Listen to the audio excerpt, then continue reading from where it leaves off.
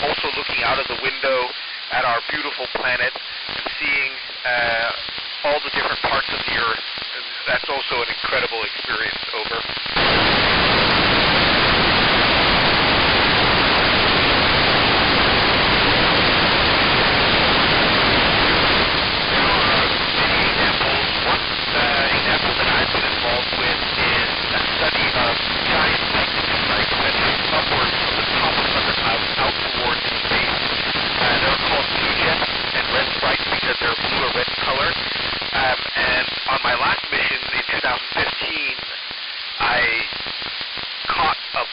As it pulsated on video, and it's the first time that we've seen a blue jet like that on video.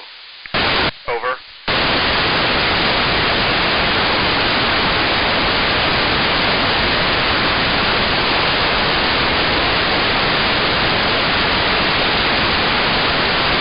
That's a good question. I think it depends on how big the weather balloon is. Now, I don't know if it's big enough and if it's colorful enough so that it can contrast against, for example, white clouds, then we might be able to see it. Over.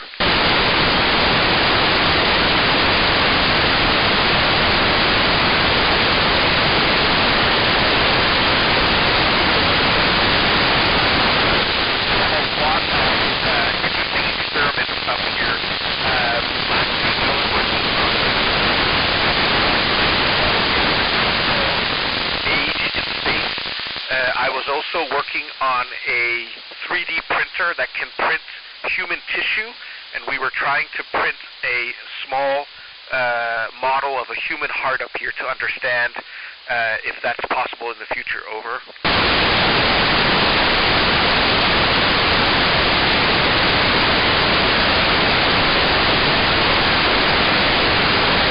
There are a lot of things that happen to your body in weightlessness, including loss of muscle mass and loss of bone mass, because you're not using your muscles and you're not using your bones when you're free floating. It takes no energy and no muscles to float in space, and so your body starts to get rid of what it doesn't need. And in order to prevent loss of muscle mass, we have to exercise every single day for 2 hours. And we have a bicycle, we have a treadmill, and we have a strength exercise machine where we can do all sorts of exercises to strengthen our muscles. Over.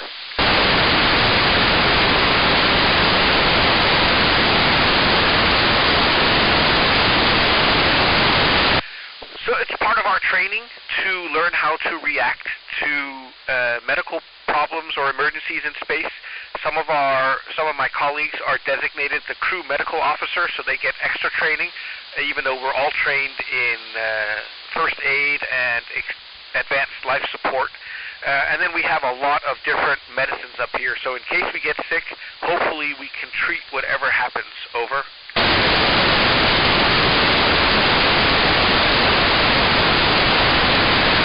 Yes, there's no natural time zone in space.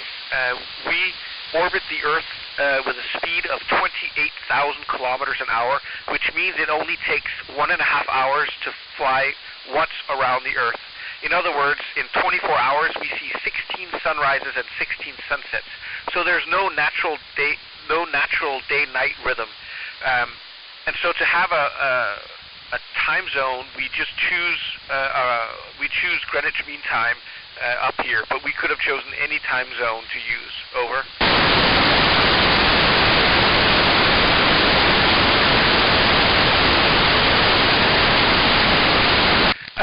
Voice doesn't change due to weightlessness, but voice changes due to atmospheric pressure. So when we go on spacewalks and we go outside, we're working at a atmospheric pressure, and there you can hear our voices change because of the lower pressure.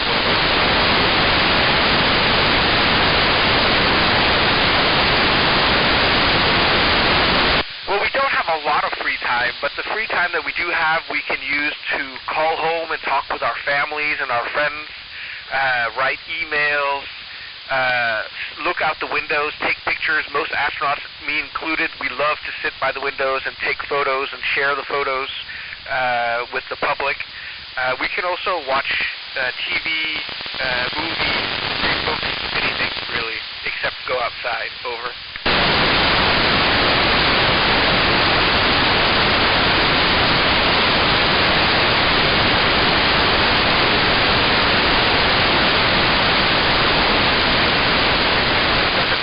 Astronauts on board the International Space Station, and we get on together really well. Probably because we knew each other before the mission. It takes at least a year and a half to prepare for a mission. And during that year and a half on Earth, we trained together in Houston, at the European Astro Center in Cologne, Germany, in Japan, and also in Russia. And so we get to know each other really well before the mission. Over.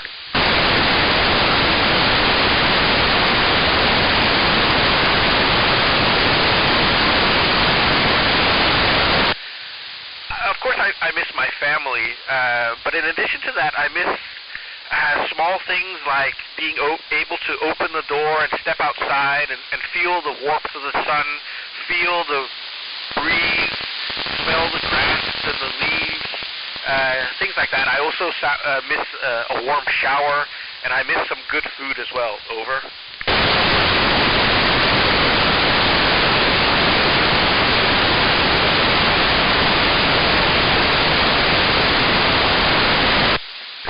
Earth from space is one of the most incredible experiences that we have.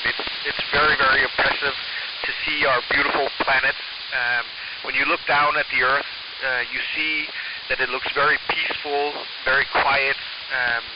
You get a feeling of serenity, and you also realize what a unique place the Earth is. There's nothing that in any way resembles the Earth anywhere close to us. And so we realize we have to take care of the Earth because not only is it our home, but it's our only home. And if we destroy the Earth, we have no other options. Over.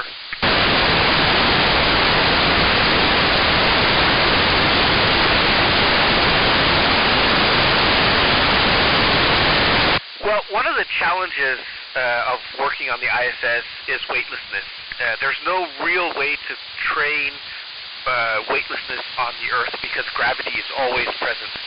When we train spacewalks, we can do it underwater because we use the buoyancy force of the water to compensate for our own weight.